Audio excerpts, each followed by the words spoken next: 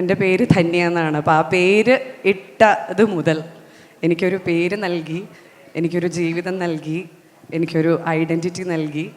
ഇന്ന് എന്നെ ഞാനാക്കി ഈ വേദിയിൽ നിർത്തിയത് സിബി അങ്കിൾ എന്ന വലിയ മനുഷ്യനാണ്. സിനിമയോടൊപ്പം തീരുന്നതായിരുന്നില്ല ആ ബന്ധം. എൻ്റെ വിവാഹത്തിന് ശേഷവും എൻ്റെ ജീവിതത്തിലെ ഓരോ ഇമ്പോർട്ടൻ്റ് ആയിട്ടുള്ള കാര്യത്തിലും ഞാൻ സിബി അങ്കിളിനെയും ബാലാൻ്റെയും രണ്ടുപേരും അച്ഛനും അമ്മയും പോലെ ഞാൻ അവരെ രണ്ടുപേരെയും വിളിക്കാറുണ്ട്. ഇപ്പോൾ സിബി അങ്കിളും ബാലാൻ്റെയും പപ്പുവും ചിന്നും ഒക്കെ എനിക്ക് ഫാമിലി മെമ്പേഴ്സാണ്. അപ്പോൾ അത്തരത്തിലുള്ളൊരു ഊഷ്മളമായ ബന്ധം, എന്നും സ്നേഹം നിറഞ്ഞൊരു ബന്ധം കാത്തു സൂക്ഷിക്കുന്ന, എനിക്ക് നല്ലത് വരണം എന്നാഗ്രഹിക്കുന്ന രണ്ട് വ്യക്തിത്വങ്ങളാണ്. മോർ ദാൻ ഡയറക്ടർ എന്നതിലൊക്കെ ഉപരി പിന്നെ എൻ്റെ ജീവിതത്തിലെ ഏറ്റവും വലിയ ഭാഗ്യമാണ്. അന്ന് ഞാൻ അത്ര അഭിമാനത്തോടു കൂടി പറഞ്ഞുകൊണ്ടിരുന്നു, എൻ്റെ ആദ്യത്തെ സിനിമ വന്നപ്പോൾ ഞാൻ സിബി മലയിലിൻ്റെ സിനിമയിൽ നായികയാണ്.